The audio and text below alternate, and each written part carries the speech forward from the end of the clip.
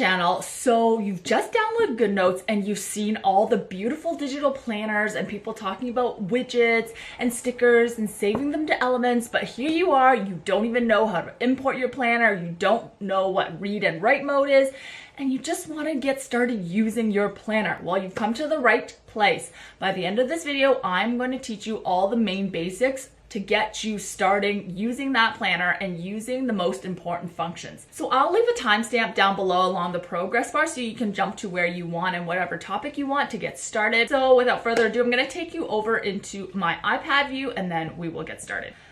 Okay, so I've just opened my GoodNotes app and it might look a little bit different from yours just because I've already used the app and imported a bunch of different types of files, but everybody will have that top left new with the little plus icon. This is where you would import your files. So if you click on that icon, it'll kind of shows you the different types of files you can import. So the first being images or PNG type files. And then if you were importing something like that, you would click on that and it would go to your Photos app. Then the most common types of files that we would be using is a PDF file, and that you would save in your files and you would import that using the import button at the second from the bottom. Click on that and go to where you saved your PDF file. Most digital planners will come in a PDF file and it will state on Etsy or wherever you bought it from the extension. Most times, 9 out of 10, 99% of the time, it's a PNG file, okay? Then the other types of files that you can actually include in GoodNotes is a Word document as well as a PowerPoint document. Don't worry about that so much because I haven't seen as many use cases, especially if we're using GoodNotes for digital planning. It's not as common. And then the other files are .goodnote files and .goodnote zip files. Those come in handy when you are using stickers. So when you buy a planner that comes with stickers, for example, like in my shop, sometimes they will come with a file that ends in .goodnotes, and that just means it's a file created in GoodNotes. They create these files in the sticker for stickers because that way you already have the stickers all imported onto a page in GoodNotes instead of having it import one by one through the Photos app. If that doesn't make sense to you, don't worry about it for now. We'll talk about it later. Okay, so those are the different types of files, but for this purpose, all you need to know is that it's mostly PDF files, okay? So you would hit the import button second from the bottom to import your PDF or your digital planner file.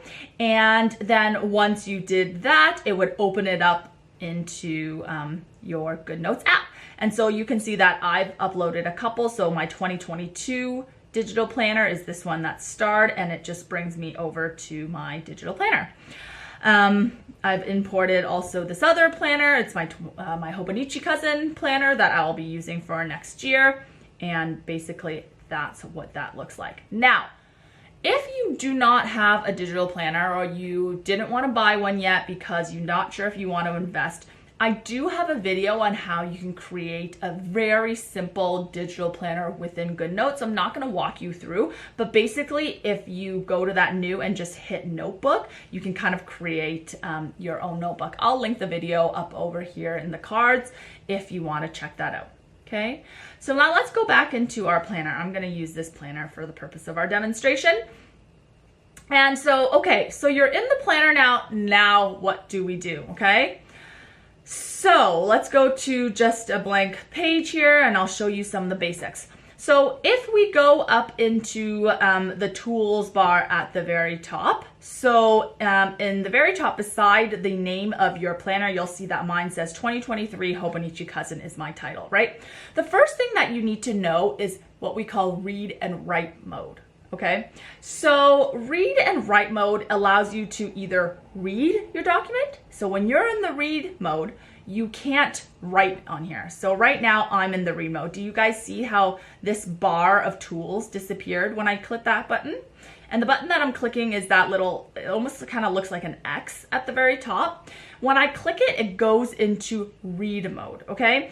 In read mode, what's important about read mode is that it allows you to use the hyperlinks within your digital planner, which is basically what a digital planner is. It's a PDF file with hyperlinks. Hyperlinks allows you to jump from one section to another section of the planner very easily. Now, hyperlinks are embedded into the PDF that the planner maker made, right? So not every planner will have the same hyperlinks. Not every planner will have hyperlinks. It depends on the digital planner that you've purchased, okay, or created.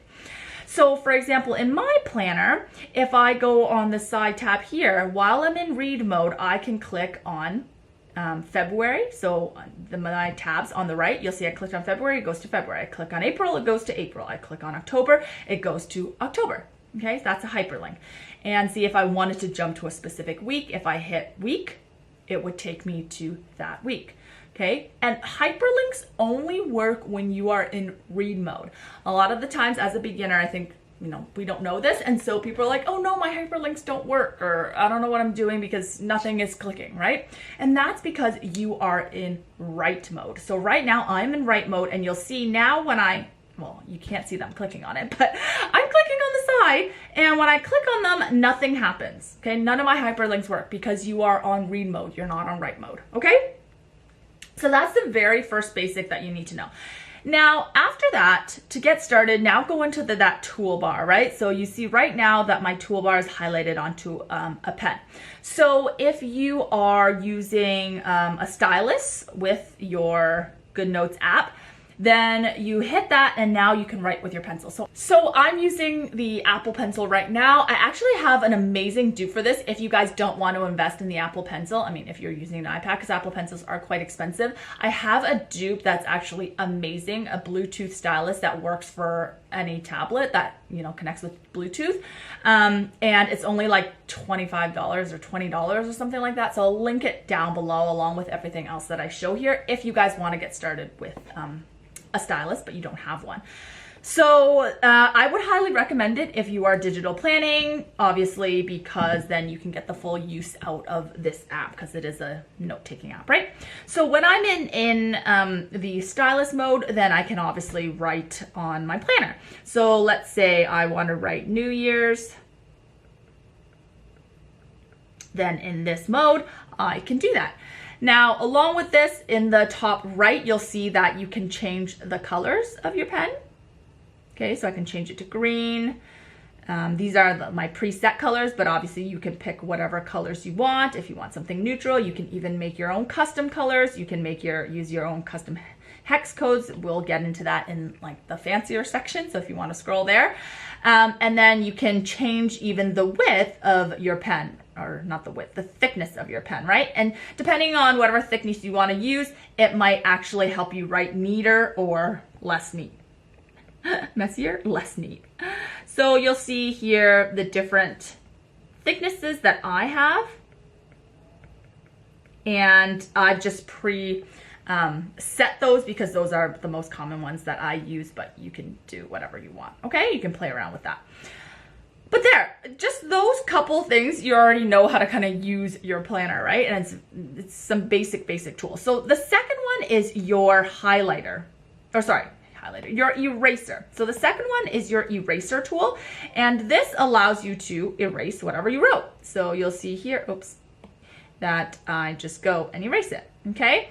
And I set it so that after I'm done erasing, it auto deselects. So that means as soon as I lift my pen off the page, it'll switch back from the eraser back to the last tool that I was using. I like that function. If you guys don't, you guys can just toggle that off at the bottom, okay? Auto deselect. Then you can also erase the highlighter only if you are erasing something. For example, if you highlight something, which is the next tool I will show you, and you just want to erase the highlighter, not the words, you can hit erase highlighter only.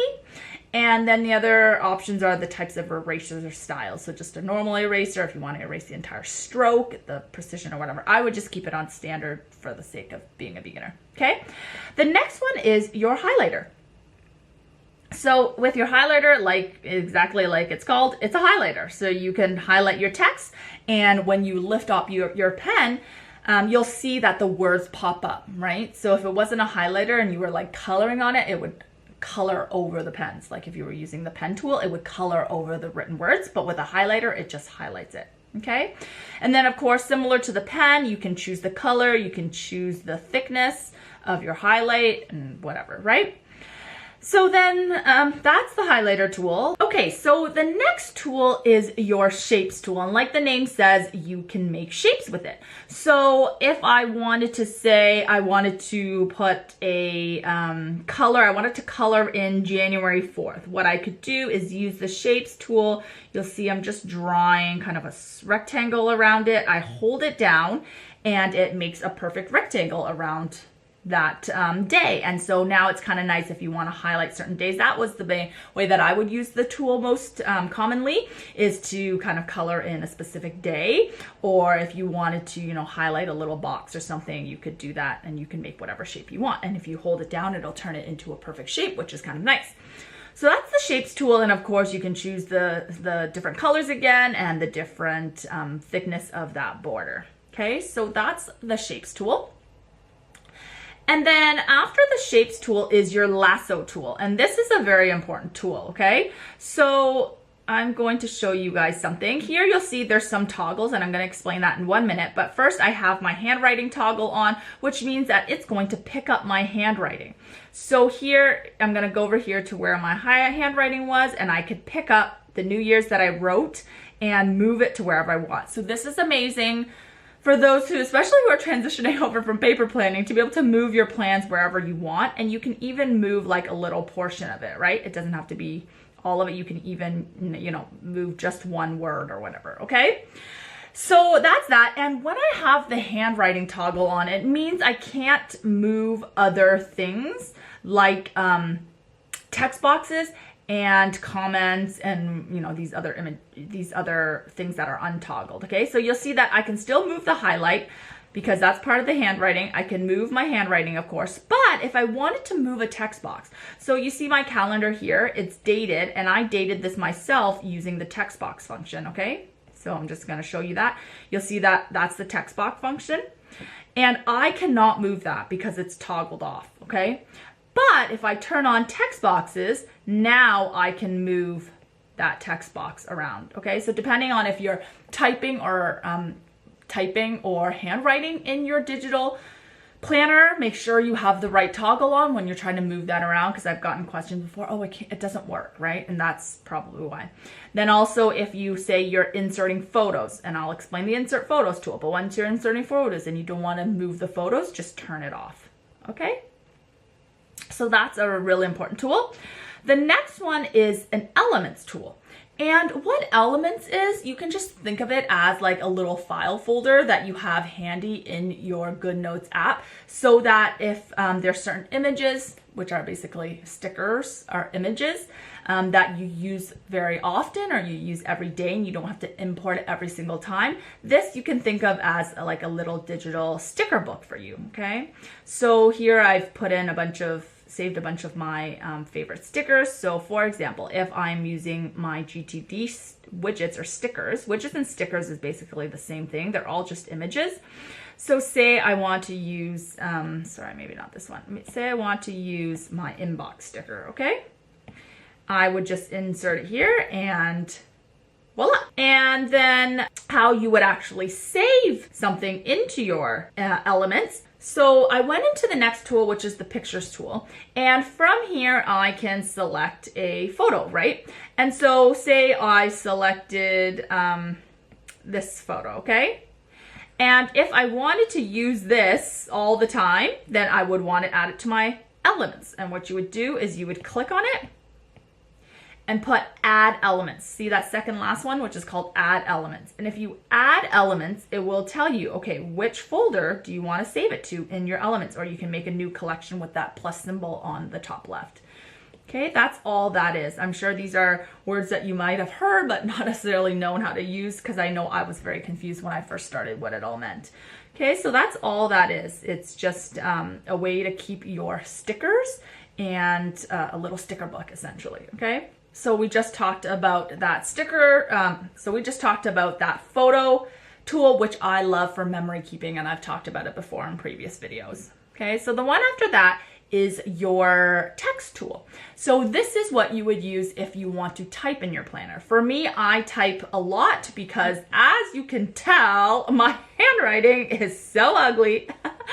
that's really one of the benefits of digital planning, is that you can type, right? So when you hit that text tool, you have the ability to type on your on-screen keyboard, or if you're going to be typing a lot, I'd highly recommend that you get an external keyboard, just because it's so much easier than typing on your on-screen keyboard. So either you can get one, you know, like this. This is actually a kind of a fun mechanical keyboard for those of you guys who are into that. They kind of have like colors. They make like that clicky clacky sound. Let me show you. You guys hear that? So if you guys like that, I'll link everything down below. But you'll see that after I typed, it does this weird thing where it makes it long and skinny. And all you have to do is drag out that text box to the width that you want, and it, you know, makes it the correct width. I recently had a question about, do I have to do that? Why does it make it into this long skinny box? I think it's just the way that it's programmed. I don't know if there's any way to set your text box to a specific width. If you guys know, let us know down below in the comments below. Or if you don't want that kind of external keyboard, another one, that's a Bluetooth keyboard, Bluetooth mechanical keyboard. Another type of keyboard that I would really suggest is basically a case that comes with a keyboard. So my iPad has this case. This is a Logitech keyboard case, and it just connects like that, and it's amazing because then you can use it on the go. It connects instantly, whereas the Bluetooth one takes like a couple seconds to connect. Okay, so that's that, and that is the text tool. So let me just write something. So let's say call dad. Okay, so that's what that looks like. And with the text box tool, of course, you can change the fonts, okay? So here you could go like this, and you can go over here and choose whatever font that you want, okay? And, you know, once you want to get fancier, we can talk about buying fonts. Like, you know, I know you might see on Etsy people selling fonts. So if you see a font that's really cute, like, you can buy it and import it. There's a whole thing on that. We'll talk about that in another video if you guys want a fancier, dedicated fancier video, okay? So that's that. So then this last tool over here is a pointer tool. So it's actually kind of helpful for doing presentations or doing kind of this like screen recording, because what I could do is if I'm talking about something and you guys obviously can't see what I'm talking about. So say I'm talking about, oh, I'm talking about week 1 on the left. You guys can't really tell because I'm screen recording, right? But if I use that tool, I could go like this and say, this is what I'm talking about, right? So that's what basically that's for. Or this one, which allows me to like circle things and then it disappears. So it doesn't actually mess up your planner. It just allows me to show you what I'm talking about, okay? Okay, so the last tool I wanted to just quickly show you before we are done with all of the stuff to get you started is this magnifier tool, and it's the first one on the left. So, whoopsie, sorry. If you click that button on the very left, you will see this thing pop up at the bottom. And what it's doing is basically magnifying the area that you're selecting with that little square at the top. So this is really helpful for me when my planner gets really full and I just want to zone in on one area and to write in that area, especially like if there's not a lot of space. So for example, in this New Year's area, right? There's not a lot of space there. That way, this really helps you to zoom in, and then I can write here. So I wanted to write New Year's plans. It's much bigger because I've magnified it at the bottom, so it's much easier to write in that space. But you'll see at the top, it still comes out very small and it fits perfectly there, right? So that's what you use the magnifying tool for. And you can actually adjust how big you want this bottom screen to be. And of course, you can move this around wherever you want. And that's magnifier tools. So that rounds out all of the tools to get you started and basically do 95% of the functions in GoodNotes. And then now I'll take you through a couple like fancier things, a little bit more advanced if you are ready to kind of move on from those beginner tips. Okay, so the first one that I wanted to show you that's really helpful is this area here where if you press that button, I clicked on the little button in the top left corner, the 4 squares, and it brings you to this view where it shows all the pages in your planner, okay? So first in the thumbnail section, basically bring you to wherever page you're on. And from here, you can choose to add or remove pages. So here, like I could delete pages. I wouldn't recommend you do that because it'll mess up like the links and everything in your planner, but you could delete pages, add and delete pages, but also what you can do is add pages before and after, okay? So say, you know, what I like to do, I'm just gonna scroll all the way to the bottom, is at the end of my planner, I like to kind of have a section where maybe I add reference items or different things that I've saved and I want to keep it stored at the back of my planner. So what I could do is I would go to the end here and say I want to add like a page where I write some notes, okay? So you click that little down button and then you can choose add page after. And then where it pops up is you can copy the current template that you're on. You can insert a blank page or the multitude of other templates that they have already in GoodNotes you can add as well. So dotted paper, to-do lists, monthly planner, weekly planner, and they have a whole bunch of templates that you could add. So say I wanted to add a to-do list, a reference list, I could do that and it would add it to the back of my planner. So that's one kind of tip on if you want to now get fancy and start to add and remove things from your planner. That's how you would do it. The next tab here is favorites. So let me just show you what a favorites is. So if I go into one page of my planner and say this is a page of my planner that I reference all the time, I might want to add it to my favorites. So what I would do is hit that top little ribbon looking thing that becomes red. Then if you go back in, you'll see that that page has a ribbon. And if you go to a favorites, you'll see that that page shows up. So this is a good way to track some of the pages that you use frequently. Then the next thing that you can do is have an outlines page, okay? And both the favorites page and the outlines page is great when you get a planner that isn't necessarily hyperlinked and you can't easily, you know, click links to get from place to place. So for example, let me just go back and show you.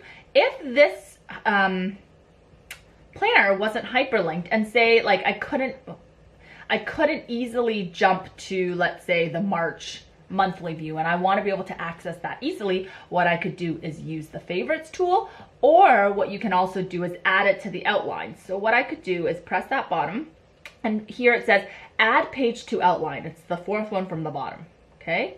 Then I could title this as March.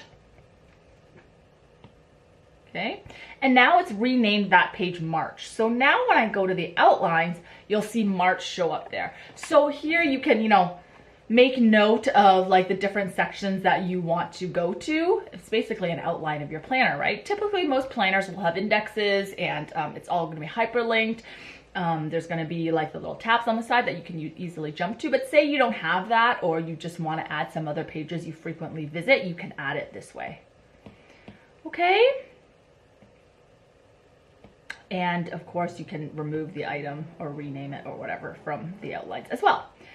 So those are some tips that I wanted to show you that I thought would really help you organize your planner. Then the next thing that I wanted to show you is a default writing setting, okay? So I showed you earlier how you can use the text box and you can type here, right? And it's gonna show up in this Arial, rounded, bolded, whatever. And that's because I set this as my default setting. But you can set this to whatever you want. So you could, for example, change this to Arial as your main font. Say you like a bigger font. I only have size 12, but say you like it really big. You like, oh, maybe that's too big. Say you like your font to be at 23 and you want your font to be red. And you can even add border colors around your font. So here I don't have a border, but say I want it to be pink and bordered, okay? And you can adjust the bordering and the corner rounding. You can make it square. You can add a shadow. You can remove the shadow. But say I wanted that to be my default text. And what I mean by that is every time I hit the text tool, if I want to start to write, I want it to already to be in this format. You can do that as well. How you would do that is set it and then hit that text tool and save as default. And this will save the current text style as your default text So that is helpful, and I would suggest that you do set it because, you know, depending on the planner that you use, because mine, I usually like to write smaller, my grid size is smaller, I like my text to be smaller, and so I've set it defaulted to be that size that kind of fits with my grid. Okay, so then the next thing that maybe I thought I would show you guys, adding unique colors. So I've already added a few, but within your pen tool, highlighter tool, sorry, not your eraser tool, your highlighter or your pen tool, you can add default colors, or sorry, specific colors, okay? So you'll see that here, I've added some custom colors. And how you add the custom colors is really easy. So you go into the custom and you go here where it has this hex code, and a hex code basically defines what that color is. So you could go on Pinterest, go on wherever, and figure out the palette that you like and just put, you know, look up hex code for these colors, right? Or look up neutral color palette with hex code, and you'll find a bunch of pictures or whatever that shows you the hex code. And then you can just paste that in there and it'll show up the color, and you can hit that add to presets button and it will now show up in your presets. So that's how you add different colors to either your highlighter or your pen tool. Okay. The next thing that I wanted to show you is printing your digital planner. So I talked about this before on my videos. If you guys follow my channel or my other videos, you've probably seen that I have switched from paper planning for the most part over to digital planning. But I still love that paper planning feel, and so I want to print out my digital planner. And so it's really easy. You just hit at the very top beside your title there, that little square with the up arrow, and you just hit print. And then you can hit print this page or print all. Okay, so the other thing that you do have to consider if you want to print out your planner is see that your planner in digital form looks like a rectangle, right? So you want your planner, printable planner, to also be as close to that size as possible. What I mean is, you know, for example, a half letter is great for digital planners to print from digital planners because it's also a rectangle shape, right? But as you get into personal size, for example, that would not be a good size for your digital planner because it's so narrow that your digital planner will get cut off. Okay, so you got to make sure you use a size that kind of matches. I would say most of them are okay for it. Just personal is probably too skinny. Skinny HP is too skinny. Yeah, those are the two that comes to the top of my mind. So those are pretty much the main functions that I use. As you can tell, I don't get super fancy in GoodNotes. Like, I'm just doing my planning in here. You'll see here that I don't get super fancy. So that's pretty much all I use between the basics plus the fancier stuff. And here's an example of a weekly spread, and you'll see that I've added some stickers and some little icons, which I just, you know, have saved all in here in Elements, and then that's pretty much it. I do a little bit of highlighting, and I don't do anything really fancy, and you don't either. You don't need to either, right? Especially as you get started, it's really about getting accustomed to the app and knowing how to navigate it and not worrying about the fancy stuff. If you want to do more afterwards, there's, you know, lots of tutorials you could do that, but before you try to go there, I would suggest just mastering the basics. And it really takes you 95% of the way there, 99% of the way there. So if you guys have any questions, please let me know down below. I hope you enjoyed this tutorial. Make sure you let me know if you want more of these types of tutorials or what you'd like to see from me. Thanks so much for watching, and I'll see you guys next week. Bye.